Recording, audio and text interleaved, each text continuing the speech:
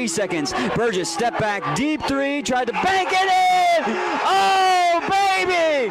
Bank shot's good by Burgess. You know what time it is. Scotty Nation, stand up and represent the Navy and Gold as it's time to let everyone know this is Highland Community College. 3 ball on the way, Carvalho, swish!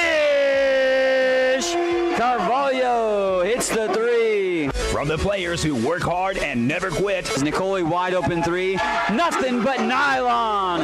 Bazinga, and the 3s are splashing home. The coaches who strategize and game plan. From the soles of your feet, with every ounce of blood you've got in your body, lay it on the line until the final whistle blows. And the fans who cheer. Double trap over the far side, and it's going to be pickpocketed there. Hamalio, Nicole goes to the rim, rolls it up and down. Nice job, Libin. Spot up 3, good. Nothing but nylon from the trifecta. This is Highland Scotty basketball.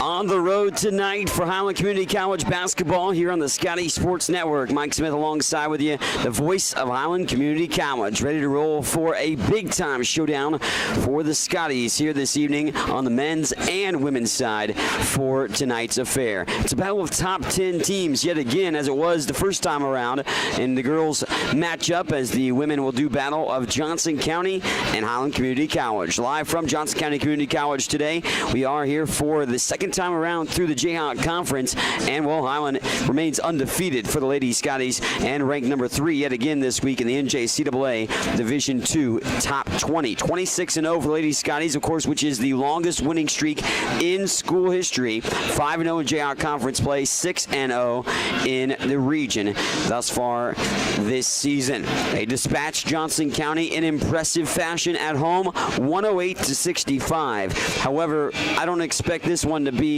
perhaps playing out the same way. Of course, Johnson County was not 100% healthy the last time around, but Highland just played their best ball game of the year, one of the best for sure. And we'll see Johnson, I know, and they'll have a little bit of revenge on their mind, and Highland will have to be prepared to take those initial blows from Johnson early on in this contest, and we'll see how it unfolds. Of course, you look at the Cavaliers, they're 21-5 on the season, 4-1 in Jayhawk play. Of course, the only loss being to Highland in Jayhawk Conference action. They've won 4 in a row, and they are 11-0 here at home, ranked 7th in the latest NJCAA Division II rankings. These two teams are very eerily similar in many facets, but Highland, of course, puts together a little bit more scoring offense than what Johnson has done thus far this season, and has spread the wealth a little bit more, too. Offensively, have the Scotties between individual players thus far this season. Highland snapped a 7-game losing streak to Johnson with that 108-65 victory back on January the 27th at home. The Scotties, however, are looking for another victory and the season sweep over Johnson. However, this will probably not be the last time these two teams meet up this year. It's likely that they'll play for the region championship and the right to make the national tournament, which they have done for multiple years under head coach P.J. Smith and years prior to that. Starting 5, we'll get to the Scotties in a moment, but let's go to the home team, Johnson County, first. It's sophomore guard Tristan McFetters, also sophomore guard Serena Reeves. It's freshman forward Jalea Brown, joined by freshman guard Paige Elston, and also sophomore guard Kylie Williams, rounding out the starting 5 for Johnson County, who will be in the home white unis today for themselves here at Johnson County Community College. Highland will be in the road grays with the black numerals and letters outlined in the gold yellow, and their starting 5 is the normal starting 5 that has been most of the year. Sophomore forward from Brazil, second team All-American last year and D2 freshman of the year in the Jayhawk Conference, Mariani de Carvalho. Sophomore guard from Topeka, Kansas, the all-time leader in 3-point buckets from Highland Community College, Blaze Burgess. Sophomore guard from Brazil, Nicole Hamalio, 18 double-figure performances for Nicole this season. Freshman guard from League City, Texas, Keandra White, making her 25th start this year. And rounding out the starting 5, sophomore forward from Allen, Oklahoma, the Crowder College transfer. It is Sydney Brindley rounding out the starting 5 for Highland. we'll see how it unfolds here today between these two teams. It should be an interesting affair, as this one has always been a highly contested matchup over the years between these two teams, and both teams have enjoyed a multitude of success.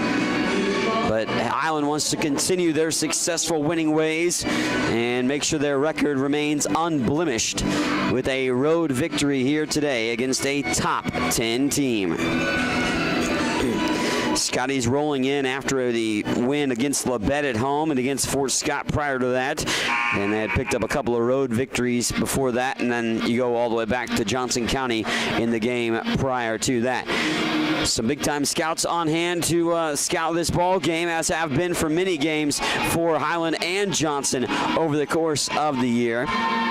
I know Maryland and UMKC in attendance to check out some of the great performances from some of the gals here today. Sydney Brindley up in the middle to try to go for the jump, but Highland, as usual, defers the jump, gives it off to the opponent, and sets up on defense, anchoring in, trying to force those turnovers, which they forced 31 of throughout the course of the season. Scotty's forced turnovers like it's going out of style, and they're number 1 in the country in doing so. On the near side, taking off the dribble up to the free throw line, spot-up jumper that rolls out by McFetters. McFetters, the go-to scorer thus far this season for Johnson County, 16.5 points per game. Reeves, who's also in the starting lineup, and Elston both average over 10 for their 3 top scorers of the season. Blaze Burgess off the dribble to White. White at the top of the wheel to Himalio. Nicole 3 steps inside the three-point line at the top of the wheel. She now takes it off the dribble, goes into the paint, but backs it back out for Burgess. 15 seconds on the shot clock. Out to White. Himalio gets the pick. Nicole slices, dices, throws up the scoop shot, layup off the backboard and down. Bucket good by Himalio.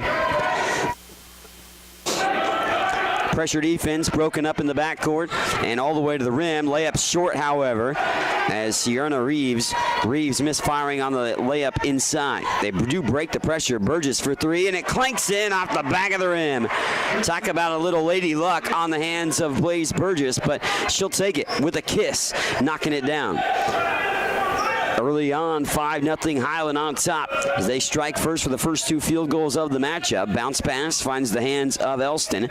Elston back up to the top of the wheel from the free throw line. Silky smooth, straight down the chute. Jalea Brown knocks down the deuce. Brown only averages 4 points per game. After those 3 top scorers, it's about 4 points per game, the next highest for Johnson. So not as well distribution of the offense for Johnson as it is for Highland. Here's a spot-up jumper from Burgess. Pure on the shot there, time by Blaze.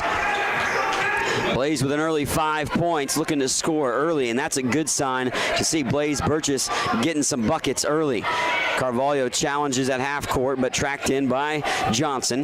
They set up the half court set right to left across your screen on the Scotty Sports Network. Mike Smith alongside with you here today with the caster crew joining me at Johnson County Community College. Down low, good job by Sydney Brindley to challenge that shot. Really didn't give Jalea Brown an opportunity to look at anything good. Out for a 3 ball by Burgess, and in and out that one lips, but Brindley's there to crash the glass. Sydney Brindley back out for Blaze Burgess. Burgess sets it up around the wheel. Himalio rainbow 3 is good. Nicole Himalio, not known for being a 3-point sniper, but hits her 26th trifecta of the year, and Nicole knocks it down for an early hot start for Highland to continue. Well, and then Sierra Reeves comes back with an answer on the other side. It was 10-2, but now 10-4. Feed the post, and Carvalho, the intended target on that White pass. The deflection, it leads to Reeves in an outlet, and Reeves lost it underneath the basket. Pickpocketed there by White. White now wants to push the envelope for Highland. No real numbers, though, and White gets called for extra step. And Keandra White with the turnover. Just under 7 minutes to play in the first quarter. A 10-4 Highland lead early on. Good energy off the bat for the Scotties to come out. That's exactly what the doctor would order. To come out on the road, you need to come out punching early, and Highland has been able to do so. Kelly Williams gives that off. Now Elston throws it down low. Shot up and in by Jenna Peckman. Jenna Peckman just checked in, and Peckman makes an impact early. Bree Tidwell and Cameron Lemon in for Highland. Tidwell misses inside, and Tamia Victor also checked in for the Scotties. Himalio and Carvalho remaining on the floor for Highland. Elston at the top of the wheel, backs it back out. Bree Tidwell ranking top 5, 4th in the country in steals on the floor for Highland. Of course, Nicole Himalio ranks 2nd in the country in steals. Tidwell got beat, though, on the dribble, and it's Paige Elston missing the shot. Highland loses the rebound out of bounds, however, and Johnson will have it with 29 seconds on the shot clock. Kylie Williams pulls the trigger, slings it in to Peckman, challenged by Victor, just inside the top of the key. Hands it off to Elston. Elston, scoop shot layup, misses, grabs the rebound, spins it out. I thought she was going to shoot a deep 3, but here's now a 3-ball from the near side. That time by Elston won't go. Johnny on the spot is Johnson County down low to pick up the rebound, and again they miss. They can't hit the broadside of a barn at the moment, it seems like.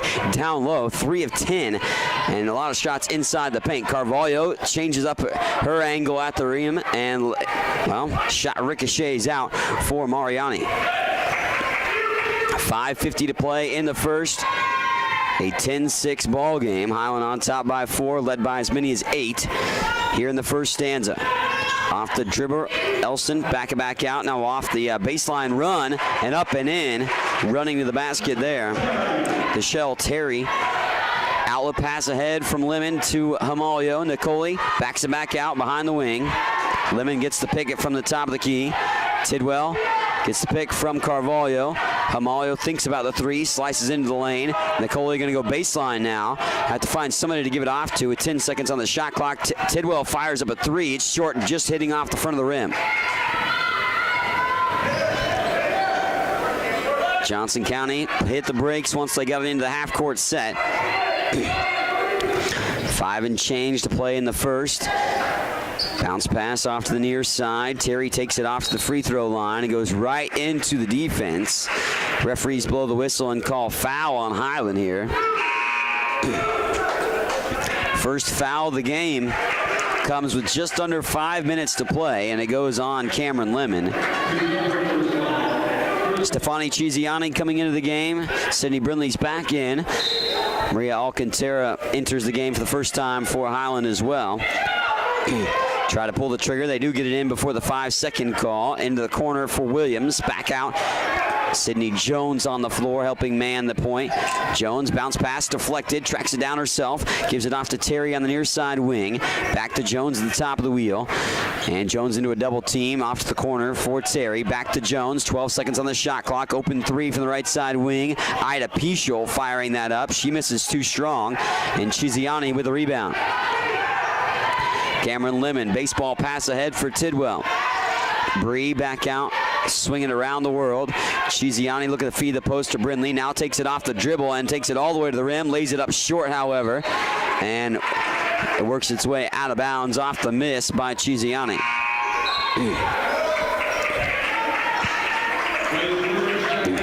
Blaze Burgess returning for Highland. Scotties came out guns a-blazing early on in this ball game, but have cooled off as of late. All 10 points between 2 gals, Blaze Burgess and Nicole Himalio. Each have 5. For Highland's 10. 4 different gals have scored 2 points apiece for Johnson. Pichel off the runner, tried to go backboard, but hot potato for the rebound. Picked up that time Burgess. Here comes Blaze in transition. No numbers. Blaze sees an avenue to the rim, but backs it back out. Alcantara open 3. It's good as Alcantara sneaks it in over the front of the rim. Duda from outside, redshirted last year. The Brazilian native comes up with a big bucket that time. Makes the intangible plays. Ida Pichel's 3 clanks out of the rim, but offensive rebound, that lips out as well as Tristan McFetters misses, but then it's Jenna Peckman. Offensive rebounds happening at a high pace right now for Johnson as Lemon fires a three. That's a little strong. It pops loose and long. Rebound picked up by Jones, and then Cameron Lemon trying to gather in the rebound, called for a personal foul, which will be her second. It's only 2 team fouls called in this game on Highland. 3:16 to play in the first quarter. Full court pressure defense on display, and Highland trying to stymie what Johnson County has wanted to do, but has only forced 1 turnover. Off to the basket. That one is good, and 1 opportunity with a blocking foul called on the Scotties, as Highland gets the blocking foul whistled upon them right here in this showdown. The Scotties, well, will have a 3-point play against them potentially right here. At the charity stripe, Tristan McFetters, who shoots 65.7% from the line this season. 16.5 points per game, nearly 3 assists, over 4 rebounds. McFetters makes the free throw for a 3-point play. Tied up 13 all. Johnson has never led in the ball game thus far. Scotties want to keep it that way. Burgess at the top of the key. Off to Himalio.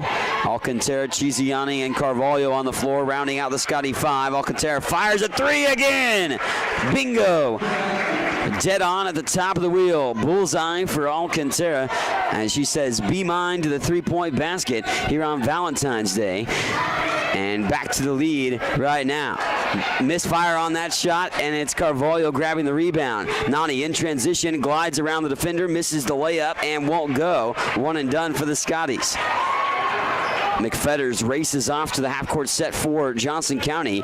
Right to left across your screen at this point. 2:20 to play in the first quarter action.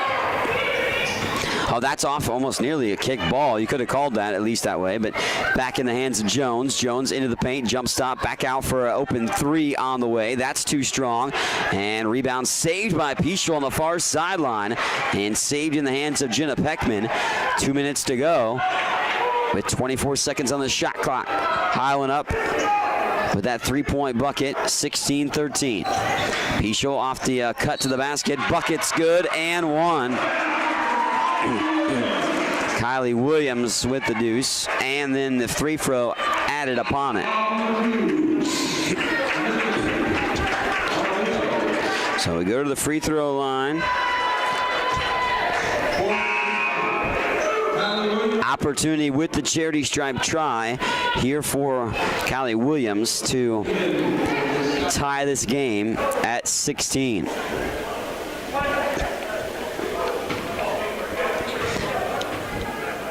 Free throw line attempt for Williams. Sets it in motion, misfires. Rebound tracked in by Burgess' hands. Blaze in the half-court set quickly. Blaze racing all the way to the basket. Scoop shot layup off the backboard high and down the chute. Blaze Burgess with the deuce. Highland adding to their lead instead of seeing Johnson tie it. So Blaze Burgess with the opportunity and the field goal, getting that deuce to go. With a minute 25 left to play, it's stolen away by Alcantara. Good job by Alcantara to get that interception on the pass. Burgess out to Tidwell on the near side wing. Bree gets the pick from Carvalho. Out for Chiziani. Alcantara down low. Carvalho doubled, spins out of it, and then spins into a foul. I think it called multiple things in that situation, and it goes in favor of Highland. So the Scotties see the foul. Tristan McFetters draw her first personal. It's actually the first foul on Johnson as well in the game, with a minute 9 to go here in the first quarter. Tidwell will initiate the offense along the baseline. Bree slings it in, goes to Burgess on the far side wing. Blaze pump fakes on the 3 and then made a little stutter step with a traveling violation. Turnovers, both teams have been relatively disciplined there. 3 on Highland, 2 on Johnson. Scotties forced 31, only turn it over just under 15. Reeves hits the side of the backboard, and that one works its way out of play off of the Scotties.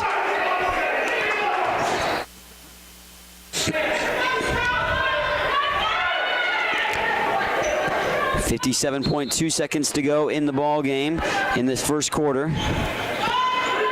Inbounded, and that's poked away. Carvalho just got her hands in the way, but Reeves tracked it down. 16 seconds on the shot clock.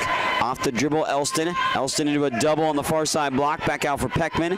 Now in the hands of Williams. Williams with 8 seconds. Now a 3-ball from the near side. Off the rim. Long rebound. Tracked back in by the gal that missed the 3, Terry. A new shot clock for Johnson on the long board. Able to haul that in. They're winning the rebounding margin 11-8 right now are the Cavaliers. Going baseline, back out. There's a corner 3 from the right side. It's good. The 3 falls that time. Terry, hits the 3 to tie it at 18. Tidwell, wow, what a shot there by Bree with a gal right in her face. Bree Tidwell steadied, fired, and knocked down a little 15-foot jumper. 4 seconds off the runner, and there's a foul. Oh, man. Not an ideal foul that time for sure on Highland. In the waning seconds of the quarter, you foul a gal that's shooting an opportunity at the rim, and 2.6 seconds to go. You have an opportunity here. Bree Tidwell called for the personal. But right now, have an opportunity to see that Johnson County can tie it at the end of the first stanza with 2 free throws. First free throw is good by Paige Elston. One more free throw on the horizon.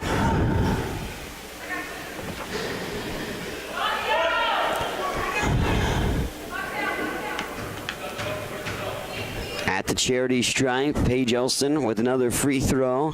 That free throw is good, and was able to knock that down to tie it up. Blaze Burgess with a heave. Oh, it's off the left side of the rim. It would have been good if it went, but did not connect upon there in the waning seconds of the quarter. Tied at 20 after 1 here on the Scotty Sports Network. Highland taking on the 7th-ranked team in the country in Johnson County. The Scotties ranked number 3, tied at 20 after 1. Highland Community College continues to make college more affordable. Administrated by Nelnet Business Solutions, HCC now offers payment plans. Any student taking an HCC course may finance their tuition fee and main campus housing via one of 3 different payment plans. Choose from day, evening, weekend, or online classes with one great low rate. Associate's degrees and transferable classes with financial aid and scholarships also available. Highland Community College. From here, you can see anywhere. Highland's new Precision Agriculture program was designed for the farmer or related farm worker of the future. The future arrived quickly. Today's agricultural work goes beyond the field and barn to the computer, the satellite, the drone, the research lab. Aligning all these aspects precisely for the individual, field, and crop is provided by Highland's Precision Ag program. Centered in Baileyville at the College Western Center, this program can provide you with experience in understanding and applying modern farming methods. Check it out.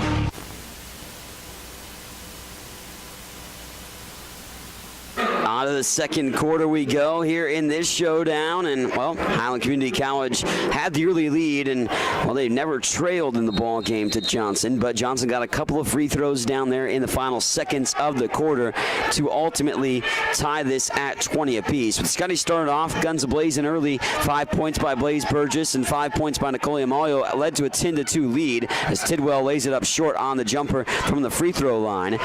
Back out here, both teams want to race and push the issue, and a foul by Brindley.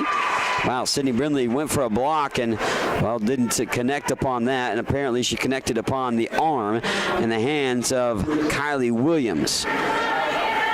Excuse me, it's on Keandra White, so I was a little surprised that it would have been on Sydney Brindley on the foul, so that explains a little bit of my surprise in that situation. Keandra White must have poked it away or stuck her hands in there, last-ditched effort on that opportunity. But the first free throw gives Johnson their first lead of the game, and the second free throw is good as well by Williams, so Johnson takes the initial lead in the second quarter, 22-20. It's their first lead of the contest as well. Keandra White, Sydney Brindley, Bree Tidwell, Mariani De Carvalho, and Blaze Burgess on the floor. Tidwell all the way to the rim, ricochets in and out, and then back down the cylinder. So good job by Bree Tidwell to slice through the defense to get that bucket.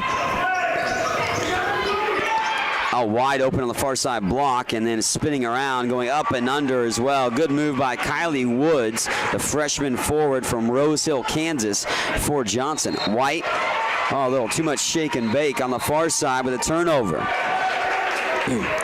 Johnson crowd getting into it a little bit. 24-22. Highland trailing by 2 in this showdown. So Scotty's showcasing they need to come down with that textbook defense that they've been known for. Obviously the clamps, put them on the opponent, put that clamp like a Venus flytrap. You know, encapsulate them and be able to take the ball away. Poke it back out. Now drive. I thought I was going to go for a 3 by McFetters for a moment, but then drive by Reeves. Poke it back out. 7 seconds on the shot clock. Off the drive again. Williams throws it down low. Never touched the rim. 1 second on the shot clock when they blow the whistle of Williams stepping out of bounds.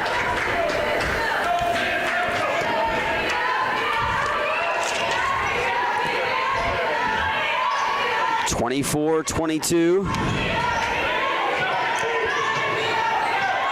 Burgess will back it back out. Tidwell takes it off the dribble, knifing her way to the rim and lays it up with some finesse that time.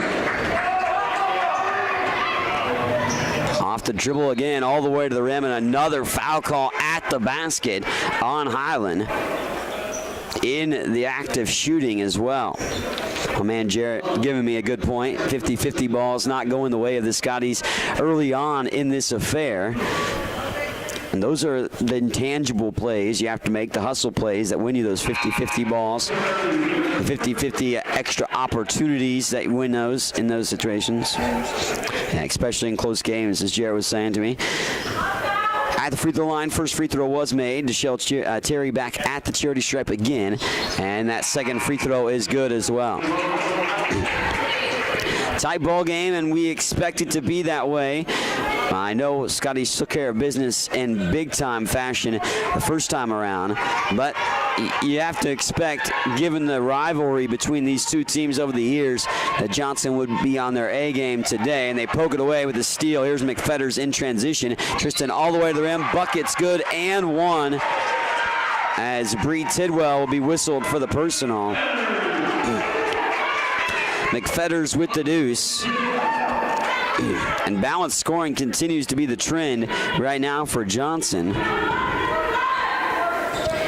McFetters misses the free throw. 7 different gals have scored for Johnson. I mentioned that they didn't seem as balanced as Highland, but they're making me shut my mouth in that capacity right now by balanced scoring so far in the first half.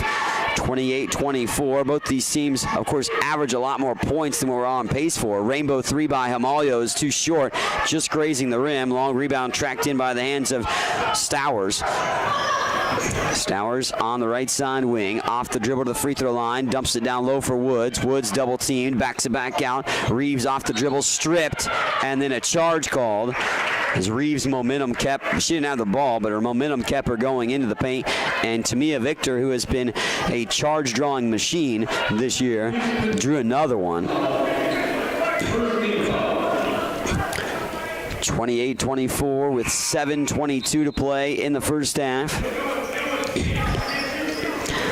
Steph Chiziani coming back in the game for Highland. Chiziani will join Himalio, Burgess, Carvalho, and Victor for the Scotty 5. Left to right across your screen in those road grays, the black numerals and letters outlined in that gold yellow. A little brighter than a gold might be on that little yellow on the jerseys. Burgess off to Carvalho. Nani hasn't scored yet, which is not a typical thing you see. And Carvalho draws a blocking foul on Stowers on her baseline move. Carvalho's only shot twice in the ball game. Scotties are shooting over 52% from the floor. Johnson 42% from the floor. Highland started off the game 4 of 7 from 3, and then an offensive foul. Head coach P.J. Smith wanting an explanation with the referees on that offensive foul call, but it goes upon Tamia Victor. 4th team foul on the Scotties, 2 team fouls on Johnson. Lobbed up into the air, tracked down by McFetters. McFetters bounce pass to blocked that time by Chiziani. And Steph came in, swooping in like a bat late to get on that, and she was able to block that wide open would-be shot by Kylie Woods on the near side block. Chiziani, however, stepped out of bounds after she was able to corral the block in her hands. 3 ball from the corner, in and out. Woods trying to get the rebound, but it's Burgess wrestling it away from her. Blaze in amongst traffic inside the lane. Blaze takes it to the rim, throws up a scoop shot try, and then gets fouled. And Paige Elston will be the whistled party for this personal foul. Blaze Burgess to the line. Surprisingly, she hasn't made it to the free throw line very much this year. Burgess 12 of 14 from the free throw line, but she spins one down the drain there. Blaze with an early 8 points for herself, 4 rebounds and 2 assists. So Blaze Burgess putting on a pretty good show so far. Blaze Burgess back to the free throw line to shoot another. Second free throw up and in. Tickles the twine. However, Highland still down in the ball game by 2, 28-26. Johnson has Elston to bring up the ball. Elston didn't play the first time around. That was one of the things that Johnson said. Well, we didn't have our point guard, in that ball game. Yes, that helps, and yes, they turned the ball over, and Elston turns it over herself right there. But Highland just put on a clinic that day at home against Johnson. It forced a turnover, the 5th of the game against Johnson. Excuse me, the 4th turnover, only the 4th for Johnson on the turnover capacity. Highlands turned the ball over only 4 times themselves. Chiziani going to go baseline and get around the defender, but lay it up short underneath the basket. Poked away out of bounds, and Highland will get a new fresh shot clock as the ball did hit off the rim. Chiziani looks at the chess pieces on the floor, set to put this one in on the offensive motion. Reeves back in for Johnson County. Chiziani puts the offense in motion with Tidwell on the near side wing. Bree up inside the top of the arc. Hamalio takes it off the dribble. Scoop shot layup. Bounces around and down. Finds a home in the cylinder. As they say, the rabbit went down the hole. That time for Nicole Hamalio. Hamalio with an early 7 points in the first half as well. 3 balls short. Rebound picked up in traffic, and then a foul called on top of it. It looked like it was just a clean rebound by Reeves in amongst 4 different Scotties, but apparently there was some contact leading to the personal foul call with 5:53 to play here in the first half. Foul whistled upon Chiziani, her first.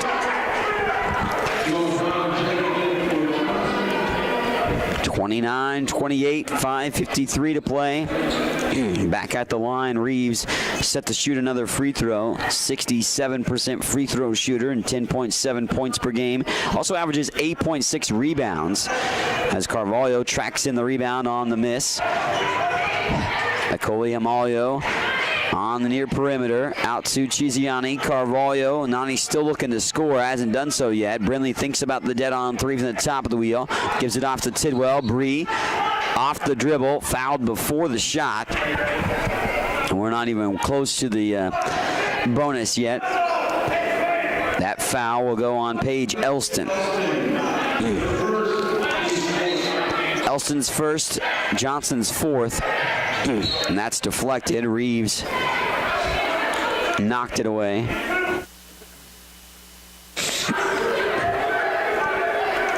Now Tidwell will go along the baseline to throw it in. And Bree will do so from nearly the far portion in the corner of the baseline. Tidwell pulls the trigger. Nicole Hamalio tracks it in. Nicole at the top of the wheel, still has a little bit of a lane to go through. Backs it back out, bounce pass, finds Brindley. Brindley spins, throws up the hook shot, banked it almost in, but it banked out of the rim. Off the backboard, Brindley challenging underneath the basket. And then finally, Brown was able to get it off to one of her teammates to get it across the timeline for the Cavaliers. 18 seconds on the shot clock, however. Off the drive, leading to an open three. Banked it in. Wow, an awkward bank, but it goes. That time by Paige Elston. Elston showing her love with a kiss off the backboard. That time, 32-28. Johnson on top. Hamalio down low and gets it off to Brindley. Brindley floats it down like a feather, lays it up. Little shooter's touch that time for Sydney Brindley and makes the game a 2-point affair. Double team. Oh, wow, what a pass. Down low, blocked by Brindley. Clean block by Sydney Brindley. I didn't know she'd get there back in time. They've had two wide open looks down low, or what looked to be that way, that were erased by blocks by the Scotties. Sydney Brindley, of course, erasing that. Then thrown away. Carvalho. Here comes Mariani in transition. And Carvalho thought about a three. Backs it back out. Hamalio at the top of the key. Out for Tidwell. Bree at the elbow. Off the dribble. Off the backboard and down.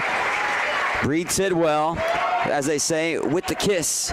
They like to get the backboard involved. Bree Tidwell does that to perfection and was able to lay it up with a little finesse on top of it and get the deuce.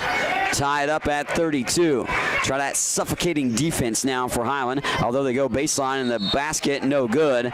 And well, we'll go to the charity stripe apparently for Reeves, who was jostled out of position for her opportunity at the rack. Sydney Brindley, the ticketed party for this foul.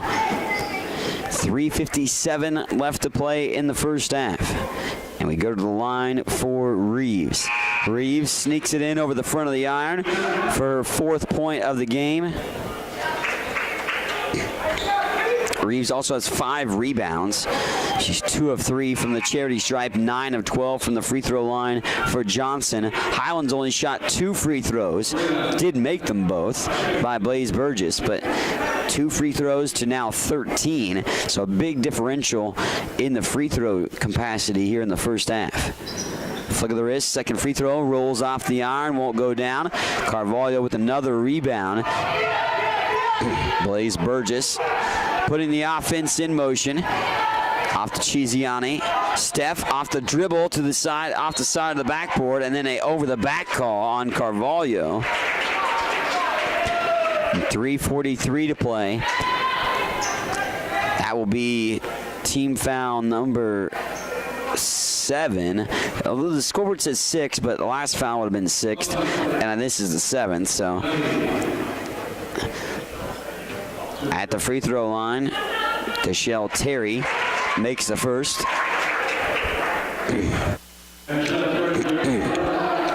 34-32, 3:43 to play here in the first half. Terry's second free throw off the heel of the rim, and there's a whistle and a foul going the other way. This on Johnson, but only their 5th team foul. Are we in the bonus? Yeah, I guess we are in the bonus now. 5 in women's. I confused myself. Try to keep it all straight. High school games, men's, women's, basketball, and college. You know. Carvalho missed the first free throw. It is 5 each quarter in the women's game, if you're wondering. Carvalho sinks the second free throw, massages the mesh there, and Nani has her first points of the game. First point of the game, I should say. Highland led by Blaze Burgess is 9, 8 points by Bree Tidwell, and Maria Alcantara with 6, also 7 by Nicole Hamalio. Scotty's down by 1, 34-33.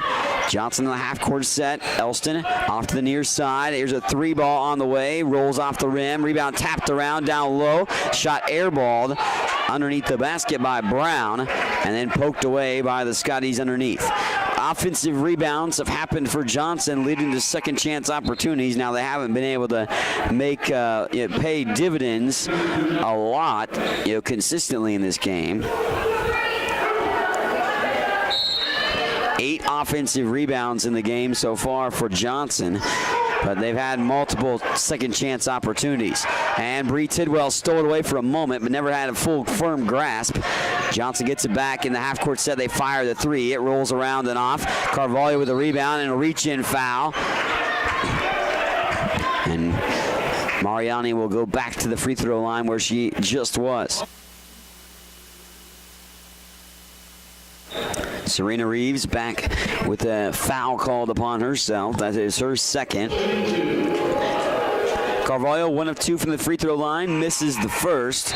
Mariani on the season was shooting 70.6% from the free throw line entering today. 48 of 68. Coming off of a 30-plus point performance, her 5th 30-plus point game of her Highland career in the last game. Second free throw lipped out as well. Cavaliers corralled the rebound, and 3 minutes and change to go in the first half. Johnson County up by 1, 34-33 with the possession. Tidwell goes underneath the pick. Elston takes it all the way to the rim. It lays up off the iron, won't go down. And another offensive rebound and a 3-second call on Johnson. Good defense after the offensive rebound to not really allow Peckman to move with the ball, and then thus get called for the 3-second call. Johnson's turned the ball over a few times in this contest, a handful of times, about 7 actually. Burgess off to Tidwell. Blaze now hands it off to Amalio. Little 3-man weave out for Alcantara. Go looking for the high-low. Maria going to fire another 3. She hit a couple already, but misses that one. Alcantara was 2 for 2 from downtown. Prior to that, 3-point shot was a line drive. Kind of hit the top part of the rim, front part of the rim. That 3 or long shot from Johnson, no good either. 2 and change to play. Outlet pass ahead finds Tidwell. Tidwell gets around the defender, got her up in the air and lays it up and in. Man, Bree Tidwell, she has just got the shooter's touch. Nice off her fingertips so effortlessly all the time for Bree Tidwell. 2 and change to play here in the first half. Back out off the dribble now is Williams. Williams in traffic, throws up the hook shot. Hot potato for the rebound and a jump ball. Nicole Amalio wrestling in with Deshelle Terry. Arrow does keep it Johnson County's way. 1:55 to play in the first half. Halftime looming. We'll break down the stats at halftime after short break. Down low, inbounded back to over to McFetter's hands. McFetters misses off the left side of the rim. And offensive rebound again by Peckman. And another whistle, and it just goes out of bounds off Highland on the near side. Minute 47 to play. We went scoreless for a while. Highland, of course, getting a bucket to regain the lead a moment ago, 35-34. Quick stoppage for a moment. Head coach B.J. Smith utilizing it as a timeout when it wasn't called a timeout. Justonia Stowers back in for Johnson. Johnson with 20 seconds on the shot clock. Elston working against Tidwell, and that's deflected by Amalio for the moment, but picked back up by McFetters.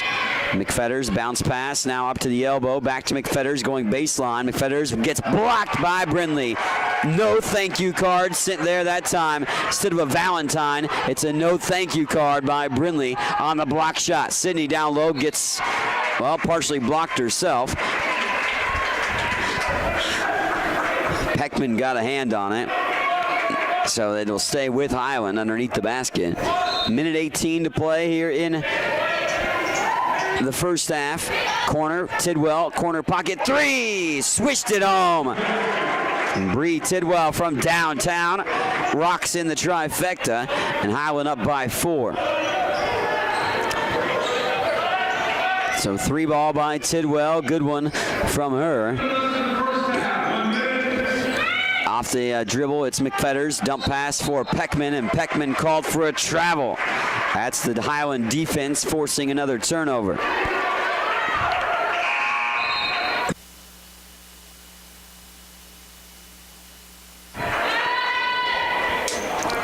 (38-34) lead. Scotty's on top, going left to right across your screen on the Scotty Sports Network. Blaze Burgess at the top of the key. Blaze going to spot up for a 3-ball. Swish! The 3. Blaze Burgess, the sniper from downtown, rocks in the 3. Cupid's arrow strikes with a 3-point basket that time, and it is Highland in the driver's seat, 41-34, with 42 ticks left to go here in the first half. Highland started this game with a strong run, and they're ending the first half with another strong run of their own. Right now, up 41-34. Scotties have led by as many as 8 when it was 10-2, and they've got double figures from Bree Tidwell and Blaze Burgess. Blaze with 12, Tidwell with 13. Bree is 6 of 9 from the floor. Blaze 4 of 5 from the floor. Blaze has 4 rebounds and 5 assists on top of her 12 points in the ballgame. Highland doing this without Mariani De Carvalho having much of an offensive impact at this point. Of course, Nani averages over 20 points per game this season, 20 and a half. But only 1 for Carvalho as we loom towards halftime. Scotties will have perhaps a few ticks to work with because the shot clock and game clock not matched up yet. Elston takes it off the dribble. Scoop shot layup is good and gets fouled from behind as Elston got around the defenders and found the opening, that sliver of daylight to roll through to the basket. And Paige Elston, who averages 10.6 points per game and is also a 82.5% free throw shooter, heads to the charity stripe for an and 1. She's 2 of 2 from the line right now. However, just 2 of 7 from the floor. Free throws good. Elston has 8 points. 4 assists on top of that. Highland being out-rebounded in this ball game. That's a big storyline right now. Being out-rebounded by 6 has the Scotties thus far in the game. 41-37. 12 ticks to go. Carvalho weaves her way to the basket, and it's in. Carvalho with the deuce. Mariani De Carvalho gets that to go. Heave by Johnson, and that won't do anything. And we head to halftime. Scotties in the second half, well, on a relatively nice note, up 43-37 over Johnson County on the road. We'll break down the halftime statistics, and we return on the Scotty Sports Network. What is it that stays with Highland alums that make them want to come back and work there? Almost 40 Scotty alums are now Scotty employees, and that number increases every year. Highland President David Rice encourages and supports those who work there with a simple philosophy. You're hired to do a job, do it well. Supporting folks to do their jobs encourages them to meet Rice's simple but high standards. Consequently, Highland faculty, staff, and administration are all part of a supportive culture that helps each other do their jobs well. Check it out, Highland Community College, online at highlandcc.edu. Highland Community College continues to make college more affordable. Administrated by Nelnet Business Solutions, HCC now offers payment plans. Any student taking an HCC course may finance their tuition fee and main campus housing via one of 3 different payment plans. Choose from day, evening, weekend, or online classes with one great low rate. Associate's degrees and transferable classes with financial aid and scholarships also available. Highland Community College. From here, you can see anywhere. Highland Community College surprises a lot of people. Generally thought as one of the smallest, Highland is actually in the middle of the 19 Kansas community colleges in enrollment. Its Highland campus has a real college feel with housing, athletics, student organizations, theater, concerts, art shows, an operating farm, and distinctive academic programs in its regional centers that cover the college's 9-county service area in northeast Kansas. Viticulture, enology, precision agriculture, diesel, construction technology, early childhood. Check it out, Highland Community College, online at highlandcc.edu. Watch all the action and relive games from the season on the Scotty Sports Network, your home for Highland Community College sports. Subscribe to the Scotty Sports Network on YouTube and stay connected to HCC Sports. And now you can catch the latest game action and special features on teams and players with programs like Scotty Sports Talk. Find links to Scotty Sports Network under the Fan Zone tab at ScottyAthletics.com and subscribe to the Scotty Sports Network on YouTube. Welcome into the halftime show here on the Scotty Sports Network. At the half, Highland in the driver's seat over Johnson County on the road. But Highland has battled, of course, a little adversity at times in this ball game, despite coming out, very well out of the gates. Got out to a 10-2 lead, and that was the largest lead Highland held at any point of the first half, leading 10-2, up by 8 at that point. Johnson County, however, mounted a comeback. Scotties looked like they were going to end the first quarter being up by 2, but a couple of free throws by Johnson allowed it to be tied at 20 at the end of the first quarter. Scotties went on another run in the second quarter, but it was towards the end of the second, towards halftime, that gives them the 43-37 advantage here at intermission. Johnson actually took a lead in the second quarter, went up by as many as 4 at 32-28 with about 5:05 to play in the first half, and then Highland would answer back to regain the lead and lead 43-37. Halftime statistics here as a team: Highland is 17 of 31. That's 54.8% from the floor, 6 of 12 from 3, 3 of 6 from the free throw line. Johnson shooting just 30.8% from the floor, 12 of 39, 2 of 12 from 3, and 11 of 16 from the free throw line. Johnson, however, has had multiple second chance opportunities. They're out rebounding Highland 21-15 in the game. Scotties have 5 assists and 3 blocks and 3 steals in the contest. Johnson has 2 steals, 2 blocks, and 8 assists in the game. 8 turnovers for Johnson County, 6 for Highland in the first half. For Johnson County, 5 points by Tristan McFetters, 4 by Serena Reeves, 2 by Jalea Brown, 8 points by Paige Elston, 4 by Kylie Williams, and also Jenna Peckman, 8 points by Deshelle Terry, and Kylie Woods with 2 points in the first half. For Highland, they're led by 13-point performance, 6 of 9 from the floor by Bree Tidwell, 12 points by Blaze Burgess, as she has also 5 assists and 4 rebounds in the ball game. Blaze is also 4 of 5 from the floor, 2 of 3 from 3, and 2 of 2 from the free throw line. Mariani De Carvalho hasn't done much scoring in the game, just 3 points, but does have 7 rebounds in the game. Also, Nicole Himalio with 7 points and 4 assists, and 2 points for Sydney Brindley with 2 rebounds and 2 blocks.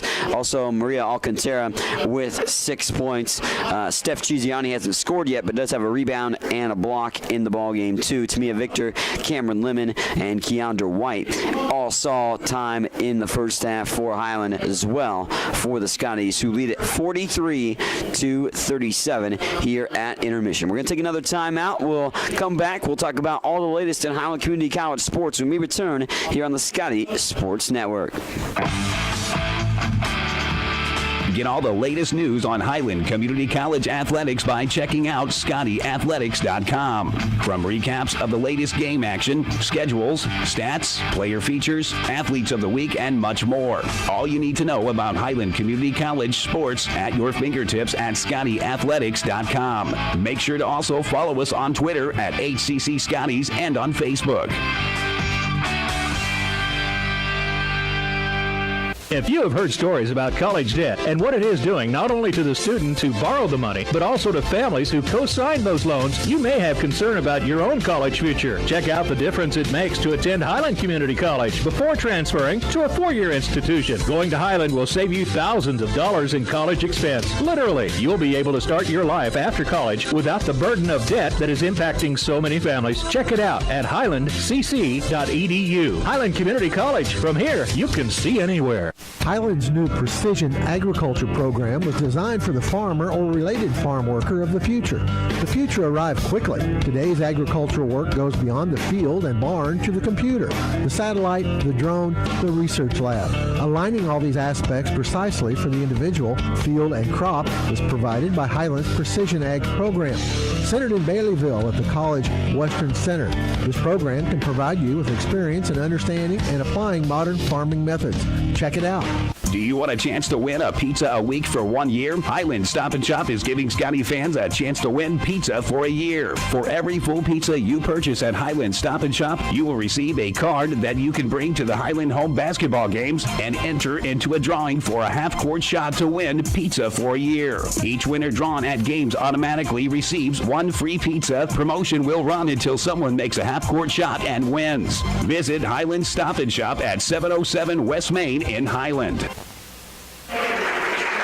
Welcome back in as we are at the half. The Highland women, third-ranked team in the country in the Division II level of junior college basketball, currently lead the number 7-ranked team in the country in Johnson County on the road, 43-37. Mike Smith alongside with you, the voice of Highland Community College, making the trek with the crew here tonight for the showdown. Should be an interesting men's game coming up too. It was a 2-point affair when the men played earlier this year at home.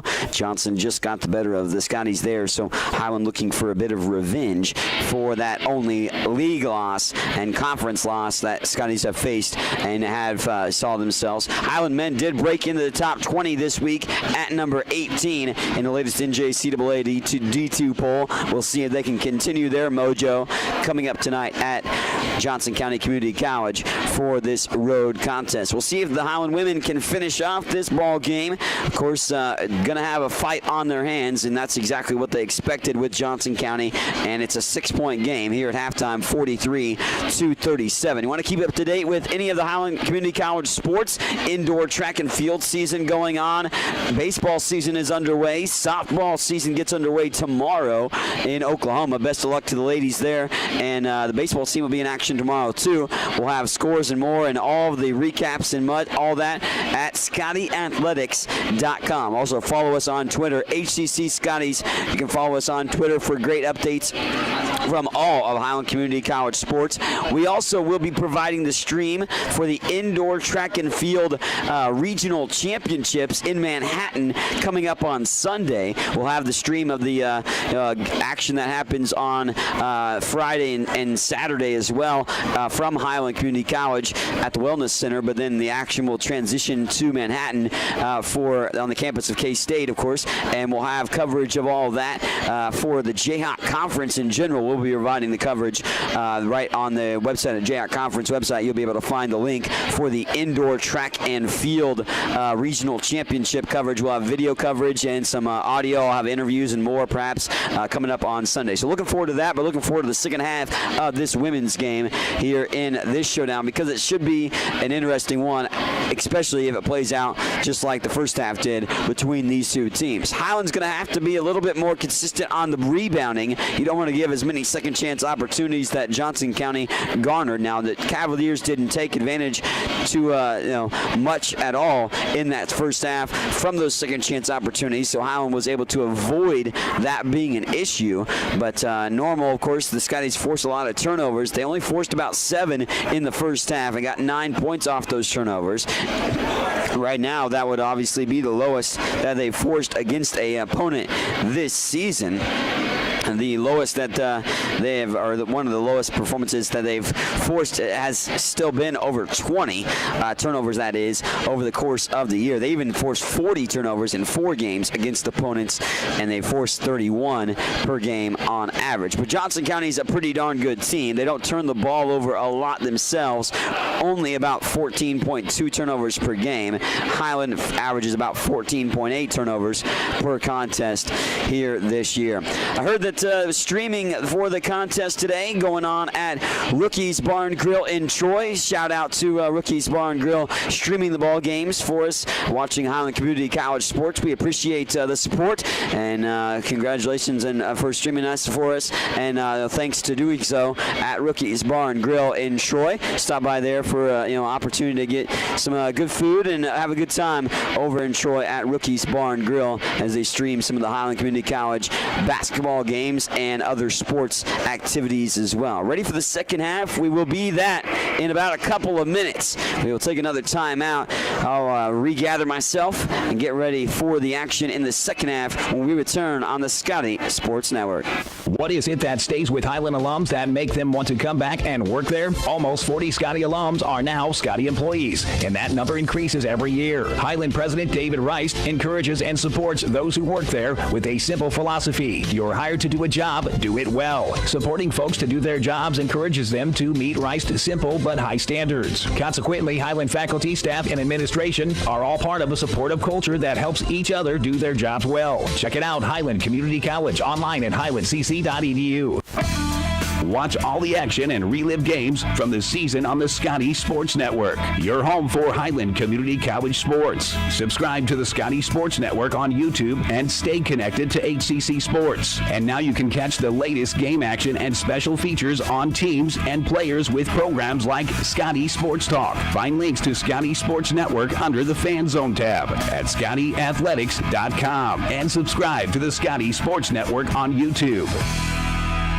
Highland Community College surprises a lot of people. Generally thought as one of the smallest, Highland is actually in the middle of the 19 Kansas community colleges in enrollment. Its Highland campus has a real college feel with housing, athletics, student organizations, theater, concerts, art shows, an operating farm, and distinctive academic programs in its regional centers that cover the college's 9-county service area in northeast Kansas. Viticulture, enology, precision agriculture, diesel, construction technology, early childhood. Check it out, Highland Community College, online at highlandcc.edu. Highland's new precision agriculture program was designed for the farmer or related farm worker of the future. The future arrived quickly. Today's agricultural work goes beyond the field and barn to the computer, the satellite, the drone, the research lab. Aligning all these aspects precisely for the individual, field, and crop is provided by Highland's Precision Ag program. Centered in Baileyville at the College Western Center, this program can provide you with experience in understanding and applying modern farming methods. Check it out. Get all the latest news on Highland Community College athletics by checking out ScottyAthletics.com. From recaps of the latest game action, schedules, stats, player features, athletes of the week, and much more. All you need to know about Highland Community College sports at your fingertips at ScottyAthletics.com. Make sure to also follow us on Twitter at HCC Scotties and on Facebook.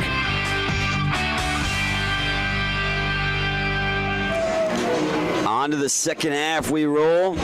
Ready to go to get this one back underway, and the Scotties in the driver's seat as we head to the second half of this showdown on the road. Battle of top 10 teams in the Jayhawk Conference. Third-ranked Lady Scotties of Highland Community College squaring off against the 7th-ranked Cavaliers of Johnson County Community College on the road here tonight at Johnson. Looking for the series sweep in the regular season. I have a sneaking suspicion that if you're a betting man, that you could probably bet that this would be a matchup that we could possibly see and most likely will see in the region championship in Wichita here relatively soon. It has been over the past years. More often than not, Johnson and Highland doing battle not only in the regular season but in the postseason. Things have gone the way of Johnson as of recent, but Highland trying to change the fortune. They did earlier this year with a win at home, trying to grab one on the road. Scotty's up 43-37, and on to the second half we go. Highland will operate right to left across your screen in those road grays with the black numerals and letters outlined in that yellow. Nicole Amalio, Sydney Brindley, Blaze Burgess, Mariani Day Carvalho, and Keandra White back to your starting five as Brindley muscles up the shot, but then it's poked out of bounds after Brindley misses the shot by Brindley herself. She poked it out of bounds. So Sydney Brindley was looking to be established inside the paint early on in this second half, but got the shot, just didn't get it to go on a turnaround hook in amongst two defenders at that. Johnson will go left to right across your screen here in the second half. Got a little yellow and blue on the jerseys. Blue numerals and letters. Down low, spin move, shot up and in. Scoop shot layup is good by Paige Elston. Elston's joined by Tristan McFetters, Serena Reeves, Jalea Brown, and Kylie Williams. So it's back to the original starting 5 for Johnson as well in the ball game.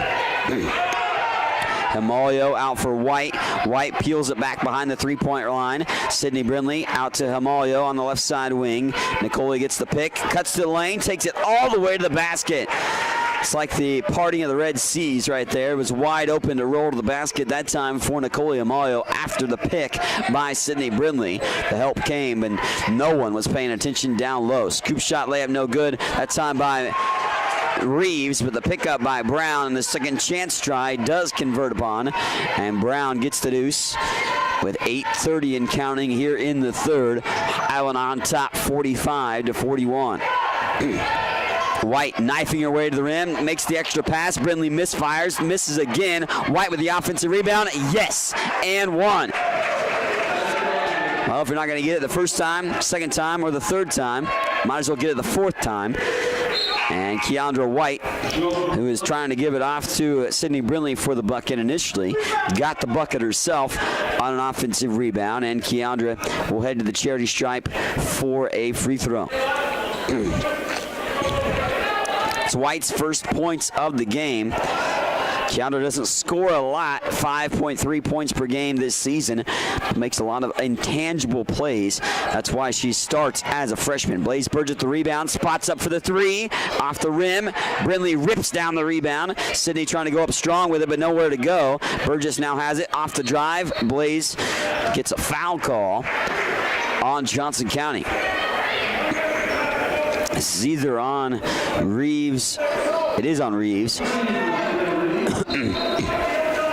So Reeves picked up her third personal foul. That's something to watch out for. Reeves, one of the go-to scorers, has only scored 4 points, and then a 5-second call on Highland. They can't get it inbound.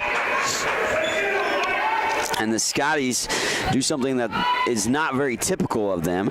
Turn the ball over in a 5-second call or even a 10 seconds violation in the backcourt. They don't do that very often. You probably count maybe on one hand how many times that they've had that happen against them. Himalio checking the ball handler, Paige Elston, as she brings it across the timeline. And Elston gets her pocket picked by Nicole. Nicole off to the rim and misses the shot, but she got fouled. Nicole Himalio closing in on being the all-time leader in steals in a single season for Highland. Have to look at the career steals, but I don't think she's going to get to that point. But definitely in a single season, it's within grasp of Nicole Himalio. She misses the first free throw, however, off the front of the rim. Nicole on the year, a 65% free throw shooter, shooting one more charity stripe try. And she massages the mesh there. So Nicole gets the free throw to go, getting her 10th point of the game. The third gal of double figures for Highland. 48-41. Scotty's up by 7. They've led by as many as 8 in the game.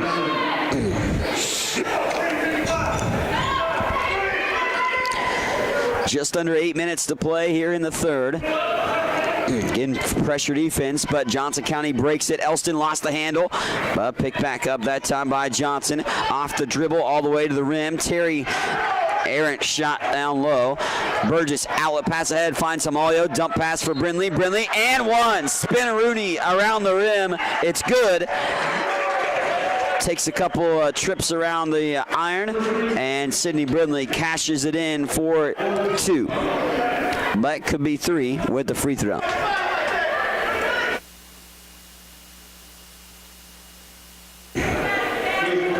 Brindley at the charity stripe.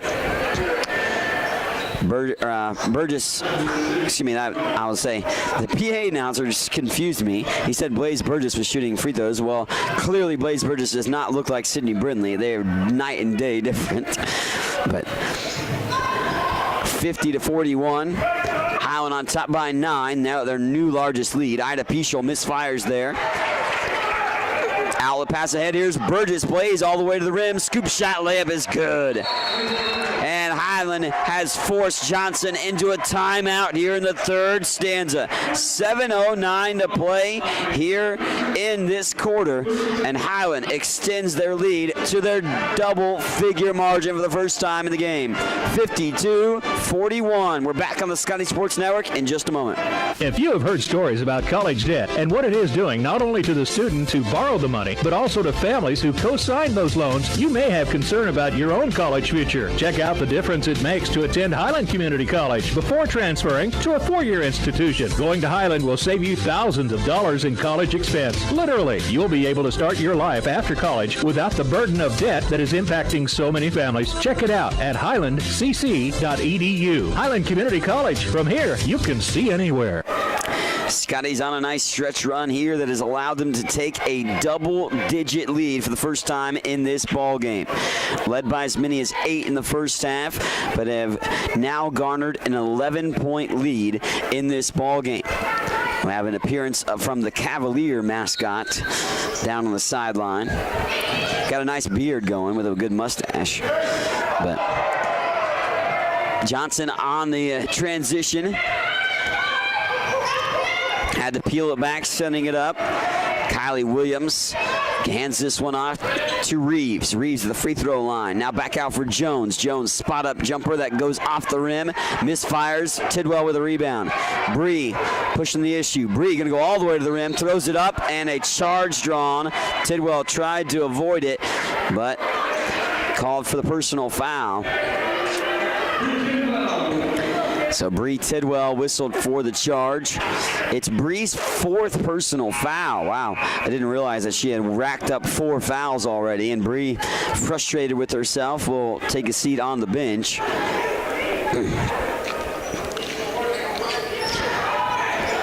Johnson inbounds it after the offensive foul turnover. Kylie Williams brings it up. Kylie brought up the ball a lot for Johnson against Highland at Highland, and Kylie Williams struggled in doing so. So it's interesting to see that she's bringing the ball up right now. They don't have Paige Elston on the floor, so that's obviously why, but Williams struggled mightily against the Scotties there. That bucket's good as Sydney Jones rolls to the rim. Brindley takes it off to Lemon. Now Hamalio at the top of the wheel. Nicole up to the free throw line. Back out for Brindley. Sydney from the top of the wheel. Misfires the three-point try. And then picked up by Burgess. Blaze throws it up off the backboard and down. Blaze Burgess having a good ball game. 16 points by Blaze. 6 of 8 from the floor. Blaze leading the way here tonight for Highland. Scotties haven't hit any 3-point buckets in the second half. They've only attempted 2. Missed both, but they have made 6 in the game. Wow.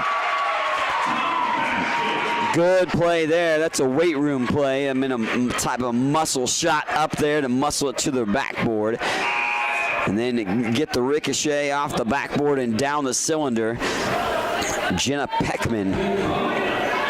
That's a flex the muscles type worthy shot there that time.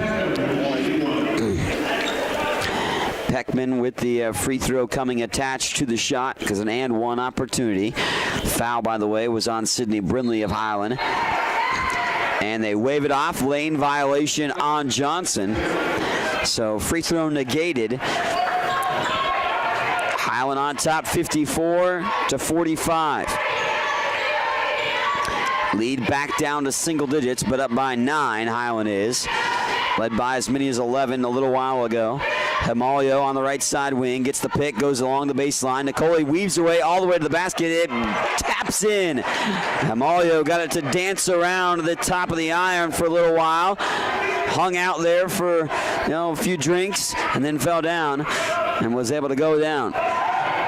That time lost on the handle by McFetters, and McFetters just can't even hold on to the outlet pass ahead. 5 minutes to go in the third. 56-45. Scotty's on top by 11. Highland shooting 56% from the floor. They shoot 50.6% on the season, which is number 1 in the country. They lead the country in several capacities. not only field goal percentage, but points per game. They average 103.5. Johnson only averages 78.8 points per game.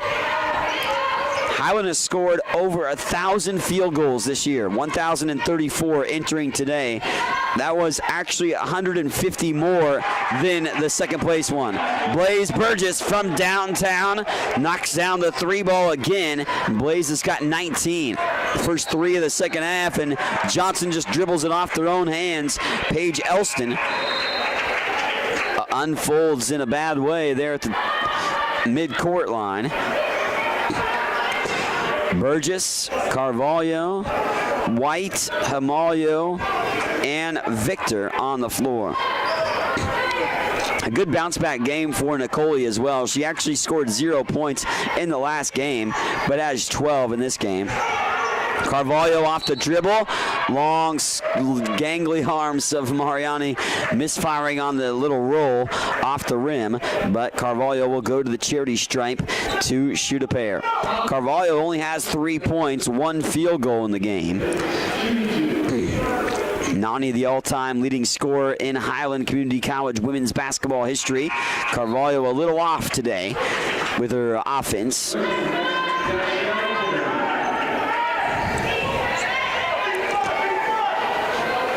Carvalho so far knocked down the free throw there for her second of 6 free throw opportunities to go. 4 points for Carvalho, 4:08 to go in the third. Pressure defense thrown up for grabs, intercepted by Victor. Now baseball pass ahead finds Carvalho, steadies one dribble off the backboard and in. Nice play that time. That is textbook suffocating defense by Highland. They put the clamps down. Victor swooped in, got the rebound, and was able to take it back the other way for Highland to get the bucket. Just under 4 minutes to go in the third quarter of play, and Highland on top in this showdown, looking to add to their lead perhaps here in this contest. Scotty's getting good distribution here tonight point-wise, but as is Johnson as well. 1 gal in double figures, 10 points for Paige Elston to lead Johnson. Highland's been able to keep Reeves and McFetters, who average 16.5 and 10.7 in check. They have a combined 9 points here as we have just under 4 minutes to go in the third. Highland has 3 gals in double figures, led by Blaze Burgess, 19 points by Blaze, who has 7 rebounds in this game too, which is a career high for Blaze Burgess. Rebounds, 7. 5 assists also for Burgess, so it's not like she's just pouring in the points. She's been able to distribute the ball very well today too. Blaze is 7 of 9 from the floor, 3 of 5 from 3, and 2 of 2 from the free throw line. Throw in 13 points by Bree Tidwell, who is in a bit of foul trouble. And Nicole Amalio, who has 7 assists, also has 12 points. Williams hands it off to Reeves. Reeves goes up, bounce pass for Elston.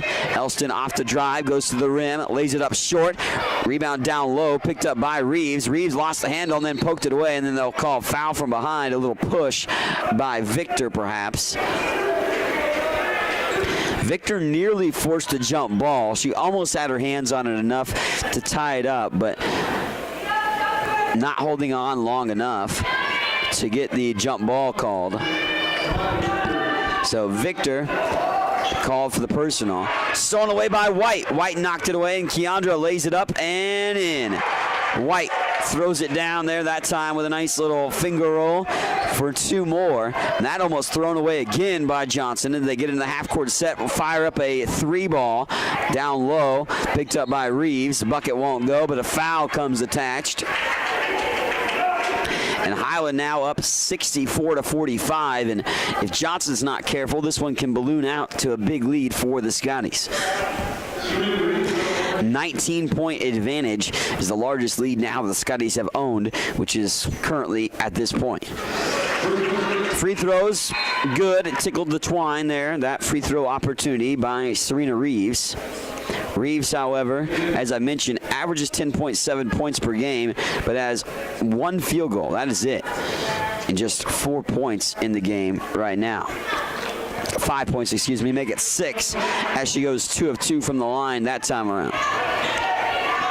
64-47, Highland on top. Burgess on the floor with Chiziani, Carvalho, Victor, and Hamalio. Steph off the dribble, out for Burgess. Burgess left side wing, drives into the lane herself. Here's Carvalho, back out for Nicole. Hamalio fires the 3. It's good. Nicole Hamalio from downtown rocking in another trifecta. That is 8 in the game, and it's the 14th game this year that Highland has scored 8 3-pointers in. Stolen away by Carvalho, no numbers. Nani gonna peel it back, actually take it to the rim now, off the backboard and in. Carvalho makes it looks effortlessly. She had no numbers in her favor. She says, doesn't matter. I'll take on 3 defenders, get through 2 of them, and knock down the deuce off the backboard. Carvalho, who had, well, a very sluggish first half offensively, has 8 points. The runner is wide left, and Chiziani ripping down the rebound. Steph gets it into the half-court set with just over 2 minutes to go in the quarter. Nicole Hamalio down low into a double team. Chiziani open 3 off the rim. Nobody for Highland to rebound it, and it goes into Elston's hands. Elston left to right across your screen. Dump pass down low for Reeves. Reeves muscles it over the top of Hamalio, and Nicole upset with herself because she committed the foul. Nicole gets whistled for the personal foul, leading to the 3-point play for Reeves. And Serena Reeves will head to the free throw line. Serena Reeves from Surprise, Arizona. Of course, where the Royals play their spring training ball. Made the first free throw. Baseball, spring training will get underway soon for Major League Baseball, but Highland baseball and softball are underway. Softball actually starts the season tomorrow. Blaze Burgess blocked and then lost the ball out of bounds. Baseball will play tomorrow too for Highland against Bethany. The softball team will play down in Oklahoma against Northern Oklahoma College, I believe. And the baseball team has already opened up their season, lost their first couple of games, tough ones against Butler. Down low, spin move, it spins off the rim, rebound tapped around, but Woods tracks it down and just kind of tossed it out for Johnson County to reset things with 1:16 to go in the quarter. Jones puts her head down, gets it off to McFetters, now to Reeves. Reeves goes baseline, nobody there to get a good look for herself. And then a 3 ball leads to a foul. Wow, late whistle as the 3 was hoisted up, and the whistle came as the 3 was coming down. But Nicole Hamalio will be called for what is her 4th personal foul. So you're keeping track of fouls at home. That is Bree Tidwell with 4 and Nicole Hamalio with 4. That's 2 of your double-figure scorers for Highland right now with 4 personal fouls apiece, and we're not into the 4th quarter. Gal at the free throw line. Sydney Jones missed the first free throw. Jones, no eye-popping numbers from herself as far as points per game, 3.3 points per game, but is an 82.8% free throw shooter, but missed the first, however. Second free throw is good, and it was a 3, so she gets 3 free throws. Highland still on top, though, 69-51. They've led by as many as 22. The Cavaliers going to block our camera shot for a brief moment. And free throw no good, but a foul called on Johnson. And this is on Reeves. This is her 4th, I believe, if I'm correct. Diving into it, that is indeed Reeves' 4th personal foul. So Reeves is in foul trouble on the flip side for Johnson. We're at the line to shoot 2 for Tamia Victor. Victor, no points yet in the ball game. Does have a steal. Tamia, first free throw, straight down the pipe. Tamia on the season, the Emporia, Kansas native, 60.5% free throw shooter, averages 5.5 points per game. Has scored 6 or more points in 13 of the last 20 games for Highland. Of course, playing 26 games this season. Whistle, and they get Victor an opportunity. Lane violation on Johnson, so Tamia will get another try at the second free throw. Second free throw on the way. It's up and too strong. Rebound tapped around. Carvalho tracks it in. Nani takes it off the backboard and in. Backboard has been the best friend of Mariani De Carvalho and the Scotties here in this showdown. And, well, Highland steals it away. Blaze Burgess will bring it up across half court. White thinks about a three. Off the dribble, peels it back. Burgess, 40 seconds left to go in the third. Burgess off to Chiziani. Steph going to take it off the dribble now to the rim. Steph goes to the basket. Doesn't get anything. No foul or the shot to even go. Didn't even make it to the rim. Game clock and shot clock almost even. They go down low. Carvalho tried to block it, but Woods got around her for the shot up off the backboard. 72-53. 16 seconds to go in the quarter. Highland looking for the final shot in this third quarter with some momentum. It's 8 seconds. Burgess spot up 18-footer. Yes. Yeah, Blaze Burgess for another shot there. She's over 20 in the ball game. And Chiziani knocked it away before Johnson could get a shot in the final waning seconds of the quarter. 3 quarters are done here on the road. Johnson sees their lead. Well, they had 4-point lead, but they didn't lead at halftime. Of course, Highland sees their lead go up big to as many as 22 in the quarter. Scotty's up 74-53 after 3 here on the Scotty Sports Network. Highland's new precision agriculture program was designed for the farmer or related farm worker of the future. The future arrived quickly. Today's agricultural work goes beyond the field and barn to the computer, the satellite, the drone, the research lab. Aligning all these aspects precisely for the individual, field, and crop is provided by Highland's Precision Ag program. Centered in Baileyville at the College Western Center, this program can provide you with experience in understanding and applying modern farming methods. Check it out. Get all the latest news on Highland Community College athletics by checking out ScottyAthletics.com. From recaps of the latest game action, schedules, stats, player features, athletes of the week, and much more. All you need to know about Highland Community College sports at your fingertips at ScottyAthletics.com. Make sure to also follow us on Twitter at HCC Scotties and on Facebook. Well, Scotty's own the lead, headed into the fourth quarter here on the Scotty Sports Network. Mike Smith alongside with you, voice of Highland Community College. It'll be Johnson with the ball to start off the quarter. Left to right across your screen. Sydney Jones manning the point right now. That's Kylie Woods with the ball. Now into the hands of Kaylee Williams.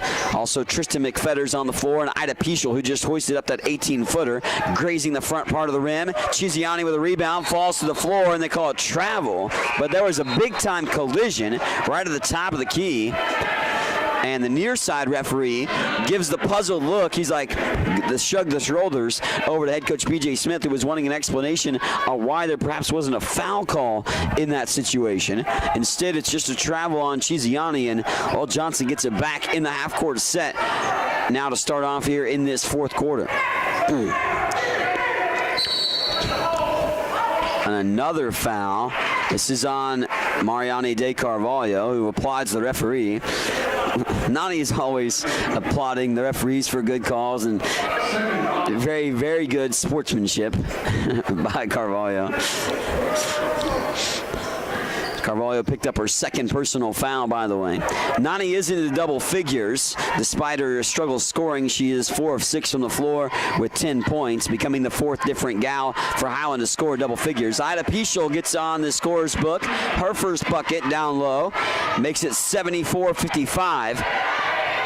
Cameron Lemon off to the near side for Chiziani, Carvalho, Victor, and White on the floor.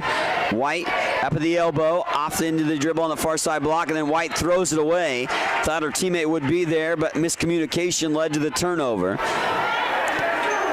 Johnson has turned the ball over 15 times, Highland 12. Nearly basically a moot point there on the turnovers, but the points off turnovers haven't been the same. Highland has gotten 20 points off 15 Johnson turnovers. And Johnson has about 9 points off of about 14 turnovers from the Scotties. Bree Tidwell re-entered the game, as did Nicole Amalio, both playing with 4 fouls. I wondered how long Coach Smith would go without them on the floor at the moment, but he didn't wait too long here in the fourth quarter. Nicole at the top of the wheel, drives in, back out for Tidwell, thinks about the 3, and then Tidwell called for an extra step for a travel. That's the 13th turnover. I said 14 a minute ago, but it's only the 13th turnover. 8:25 to go thus far in this game, and that will decide the winner of this showdown. Dump down low, Amalio saves it. Well, actually steps out of bounds, trying to earn the possession down along the baseline.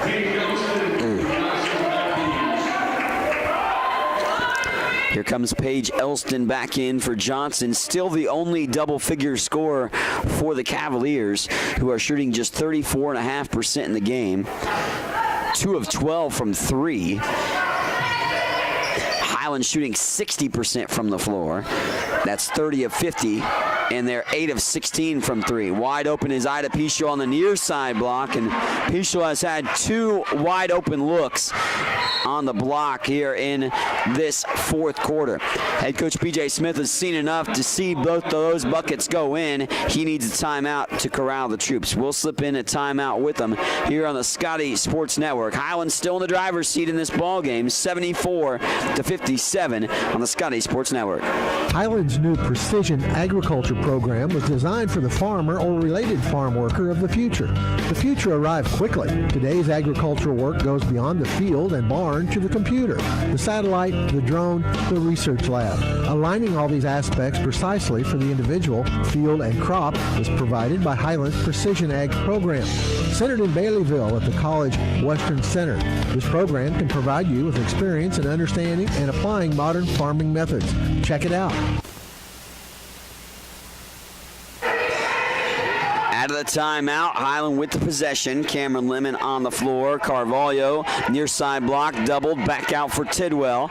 Sydney Brindley and Amalio on the floor, rounding out the Scotty 5. Right to left across your screen on the Scotty Sports Network. Amalio thought about a 3, now dishes it back out for Carvalho with 9 seconds on the shot clock. Nani wants the trifecta, in and out it goes. Brindley gets the rebound now, however, and finds a streaking Amalio, but Nicole misses. And then Cameron Lemon's fouled on the offensive rebound that she gathers in. No shot, however, by Cam, so we'll take it out of bounds here underneath the basket for Highland. So we'll take it out of bounds as Paige Elston picks up the foul, her 4th. So now Elston and Reeves each have 4 fouls for Johnson County.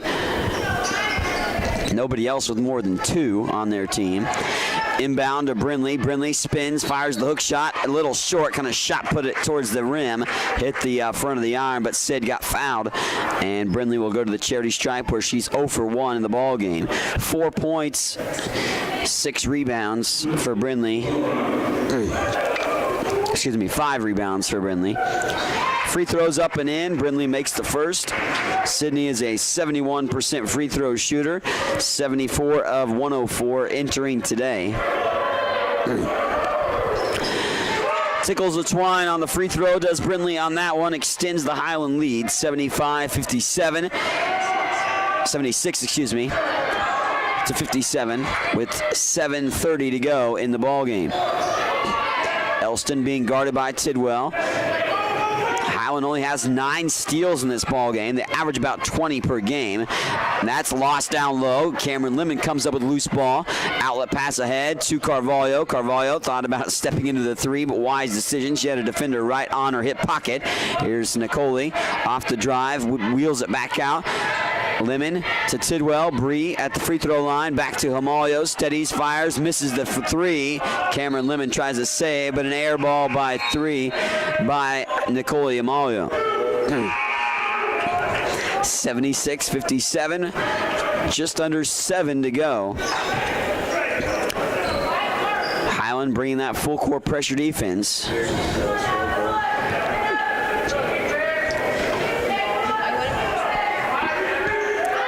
Inbound to Paige Elston.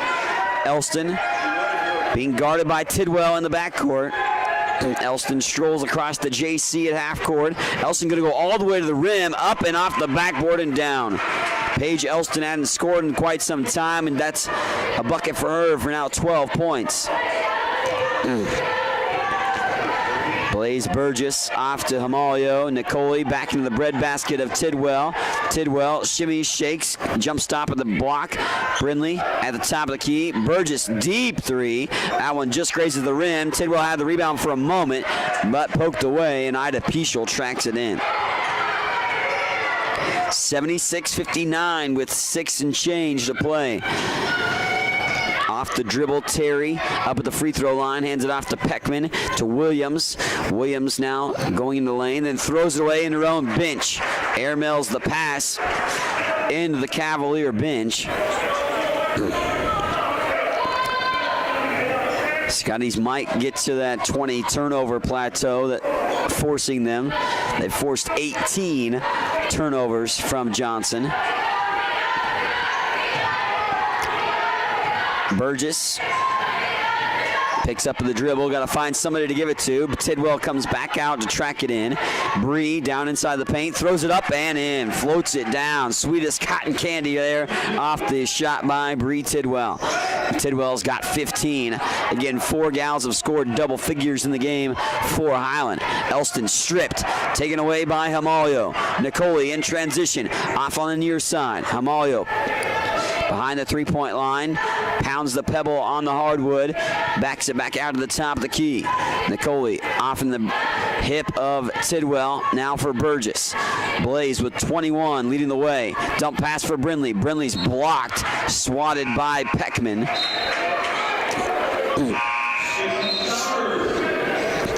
That's perhaps the most blocks I've seen in a women's college basketball game I've done this year. 4 blocks for Highland, 4 blocks for Johnson. Inbounding it is Tidwell, gets it into Burgess. Bree now corner pocket 3, cha-ching! Ring it up for 3, baby. As Bree Tidwell knocks down the 3-point basket. She has 18 points. 81-59, Highland on top. Led by as many as 22, and right now up by 22, I believe. Until that bucket that time by Reeves.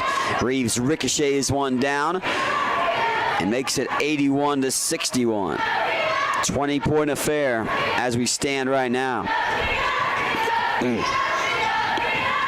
Tidwell to Hamalio, right side wing. Nicole back to the top of the wheel. Nicole doubled in the back in the paint. Excuse me. Sydney Brindley threw up a 3 that was well short. Just did scrape the iron, but that's about it. 4:14 left to play. Highland is still 40+% from 3, 9 of 22. Reeves throws up the circus shot, and Brindley wrestles the rebound down with Peckman. Jump ball. Sydney Brindley might not have scored a lot of points tonight, but she has been on the boards pretty good in this ball game. It says she only has 5 rebounds, but I feel she has a lot more than that. Tidwell off the dribble to the free throw line, back out for Hamalio. Nicole takes it to the elbow. Now she'll throw it back out. Brindley tracks it in with 10 seconds on the shot clock. Nicole now 7 seconds on the shot clock. Nicole up to the free throw line, inside the paint, spins, fires up off the rim. Hamalio tracks in the rebound, breaks it back out. Want to dwindle some clock here now for Highland. Head coach PJ Smith yelling out the instructions on offense. The Scotties dwindle the clock down to 17 on the shot clock. Game clock at 3:20. Up 81-61. Hamalio for 3. Rolls off the rim. Tracked in by the hands of Reeves. Reeves off and running for a 3. In transition, it's good. As Williams hits the 3 ball for Johnson County.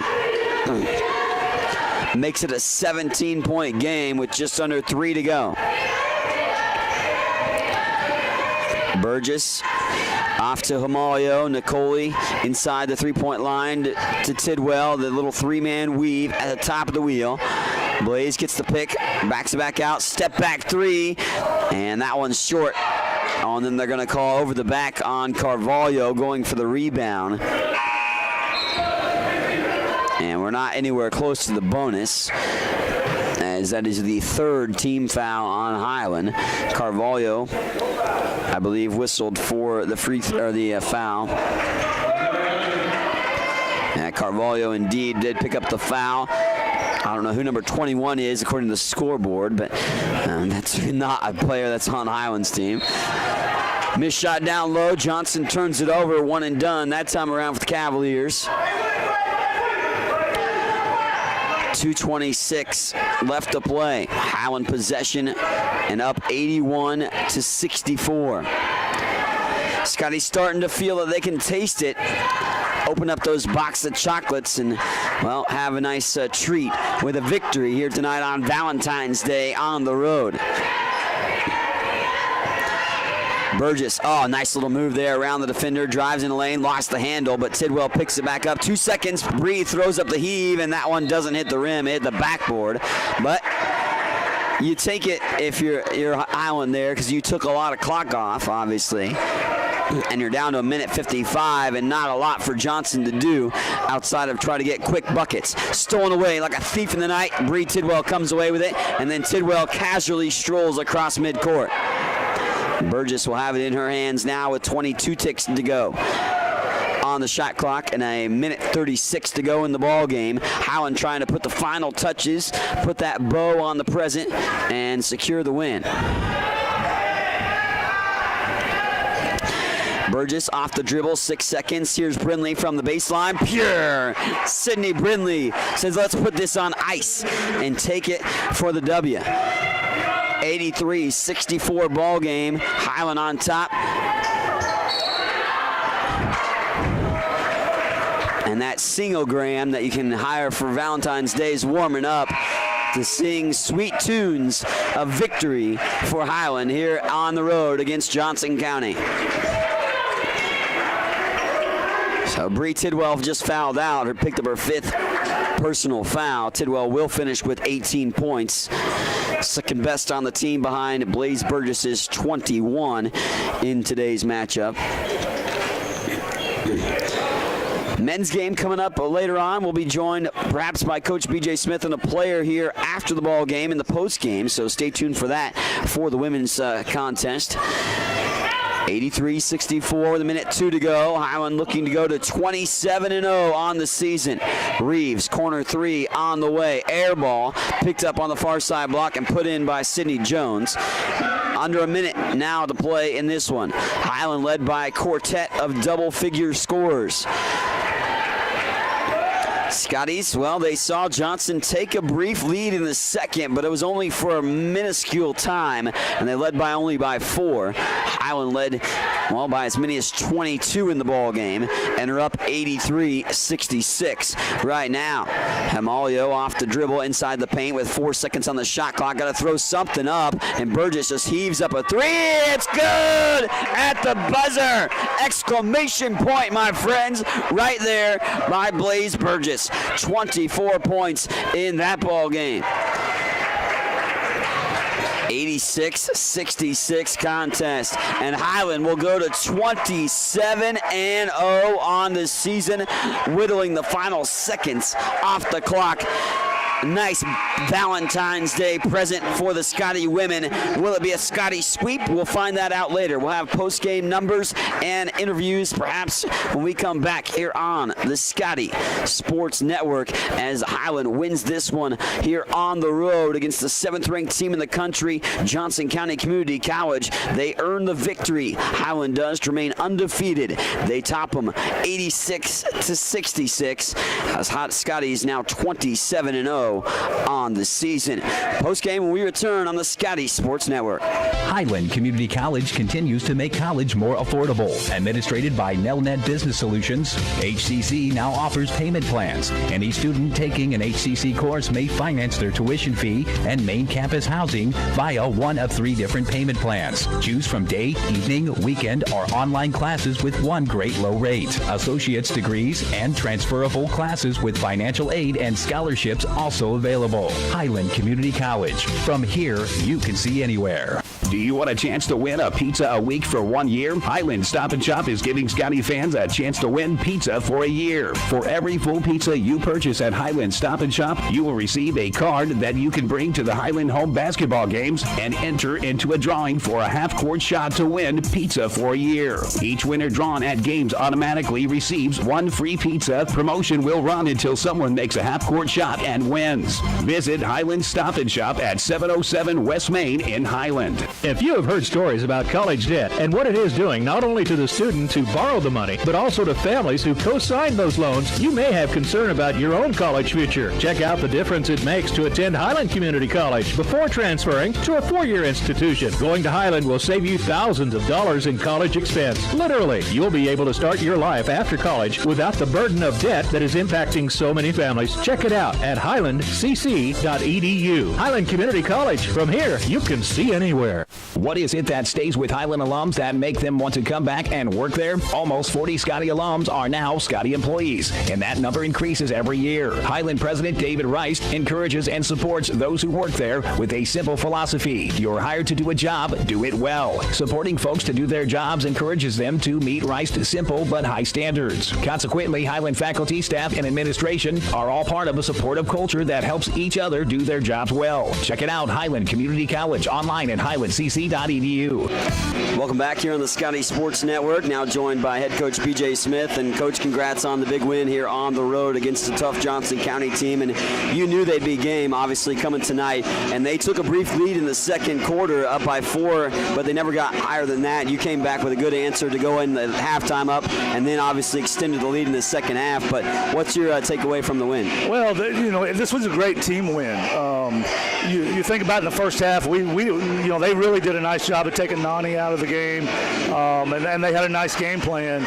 But Blaze really did it a lot early. But even though Maria Alcantara-Duda, I thought she came in and gave us great minutes. We had Key played great in the second half. Tamia did some great things. We had several people contribute because, like Nikki, who's carried us all year, I wouldn't say this was her best game. They did a nice job of taking Nani out, although I thought Nani had some really nice moments when we made that run in the second half. But this is a great team win. And as far as teams go, that always makes you feel better if you can have a team that with more than 2 or 3 people step up. Yeah, of course, Nani is going to be a key focal point by many teams, averaging 20 points per game, and she did get double figures in the game ultimately. But you're right, a lot of other gals step up, and that what makes your team ultimately the dangerous and the team that you want to be. Yeah, I agree. Over the years, not that I'm old yet, but I'm sure older. The best teams that I've had an opportunity to coach were where we had several people that on different nights could make you pay, and we did. We weren't perfect tonight. We had a lot of defensive breakdowns that, for me, we've taken a lot of pride in our defense over the years, and we're not quite there yet.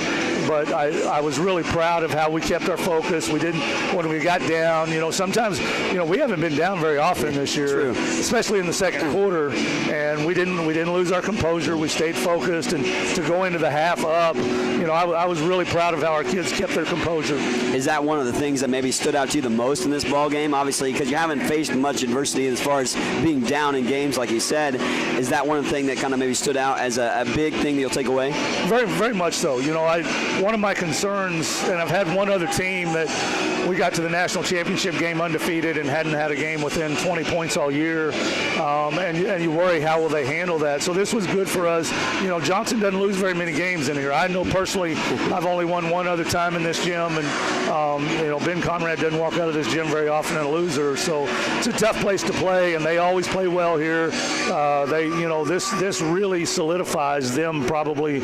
Unless we lose the next 3 games, we're going to win the conference championship and be the 1 seed. We've shared the conference with Johnson before, but this will be the first time they haven't won it in a long time. So we knew how big this game was, and for our kids to keep their composure, not get oh my gosh, what are we going to do, and not panic. I thought Nani did a great job of not panicking, not trying to do too much, contributed in other ways. It was a nice team effort, nice job by everybody of just staying focused. We got to rebound better, but it's a good win. It's a good win anytime you win here. Speaking of rebounds, there's always things to work on. You mentioned defense. defense too. I noticed they got a couple of offensive rebounds early on in the ball game, but is those the two things that you want to take away to work on in this game? Yeah, our blocking out and rebounding as a team, not just our post players. You know, we're a little undersized in there, so everybody's got to contribute. And then our defensive communication wasn't very good. Too many times somebody switched or helped and we didn't talk, and then we had a breakdown. And then we're better than that. We've got to clean that up. But you know, I thought offensively we did a lot of good things. They're not going to let you score, and I thought we did good stuff there. The defensive end, we've got to get better. Well, Coach, congrats on the win. It's their first home loss. I got to tell my wife happy Valentine's Day. Yeah, there you go. Yeah. So you can wave at her at the camp. Yeah, she didn't get to come. She's at parent-teacher meetings today. She's disappointed she couldn't be here, but I'll get to see her tonight. There you go. We can celebrate a W and Valentine's Day on top of it. Hallelujah. Thanks, Mike. Coach B.J. Smith joined us there. Blaze Burgess will come and join us hopefully in a little bit, but we'll talk about the stats in the moment until we're joined by Blaze to talk about the victory here for Highland Community College. Now 27-0 on the season. Highland shooting 34 of 64 in the ball game here tonight. That's 53.1%. They also went 10 of 25 from 3. That is also the 14th time that they've been able to put forth a game where they made 10 or more threes. 8 of 16 from the free throw line. Johnson goes 23 of 64 from the floor, 38.1%. 3 of 15 and 15 of 22 from the charity stripe. Highland was out-rebounded in the ball game 32-31, so a bit closer than it actually was in that one. So we are going to get Blaze Burgess. It'll just be a moment, but I'll run down the rest of the stats for us here in the ball game. Johnson County, they did turn the ball over 21 times. Highland scored 27 points off those turnovers. The Scotties turned it over 14 times in the game, got 13 steals, and had 13 assists in the ball game. Double-figure scores for Johnson County, 12 for Paige Elston, and Serena Reeves finished with 11. 7 points for Kylie Williams, 5 for Tristan McFetters, 4 for Jalea Brown, 6 points for Jenna Peckman, Sydney Jones with 5, 8 points by Deshelle Terry, Ida Pichel with 4, and Kylie Woods with 4. For Highland tonight, 24 points by the gal we'll be joined by in a moment, Blaze Burgess. Also career high 8 rebounds, 4 assists. Blaze goes 9 of 15 from the floor.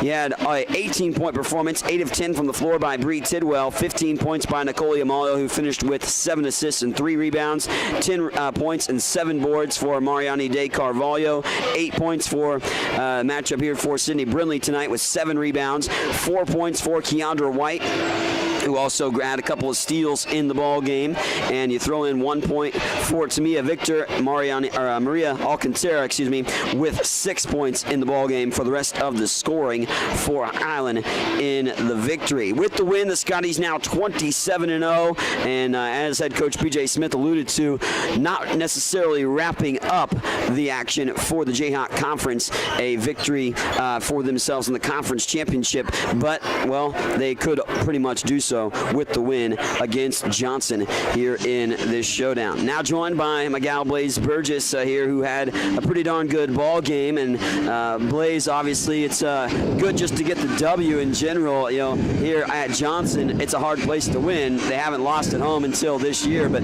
what's it like to be able to get that victory there? Man, it's a great feeling. Man, I'm just happy that me and my team, we played together and we stayed together. I know in the first half we didn't defend very well, so that was our main focus when we came in the second half. Our offense was pretty solid, but we would have times when we have defensive breakdowns, and that would hurt us, but I'm glad that we came back. Coach talked to me about them taking away Mariani, of course, early on, and that led to somebody else having to step up to score, and you hit some shots early and got 24 points in the ball game. Also, career high 8 rebounds for yourself. Oh, in the yeah. ball game. So that, you know. Yeah. BJ, we were had a lot of second shots that they were attempting, and BJ had talked to us about us guards rebounding and stuff, so that was kind of our main focus too as well. And yeah, they did take Mariana out of the game, but we still helped her. I told her because I knew she was getting frustrated. I was talking to her on the court. I'm like, I'm gonna get you a shot, I'm gonna get you a shot, I'm gonna get you a shot, and she trusted me. So still good ball distribution, 4 gals in double figures as usual, spreading the wealth around, and I think you had pretty good assists tonight. 4 assists as well, so pretty good stat line for yourself tonight. But what's the big takeaway for you and the team by getting a win like that on the road? Man, I don't know. I don't know. We're really excited. We wanted to beat them really bad, and we knew they were going to come after us.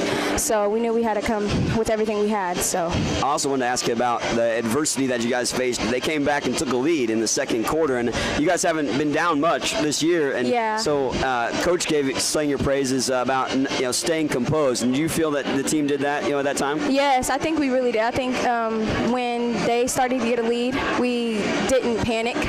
We relaxed and still played aggressive.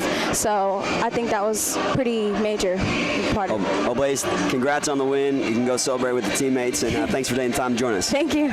Blaze Burgess right there. Great performance from her. 24 points in the ball game. 4 gals in double figures for the Highland victory, as the Lady Scotties are 27-0 on the season, remain undefeated, and beat the 7th-ranked team at Johnson County on the road 86-66. That's going to wrap it up for us here on the Scotty Sports Network. We'll have the men's game coming up. Check out the link on ScottyAthletics.com or Scotty Sports Network on YouTube.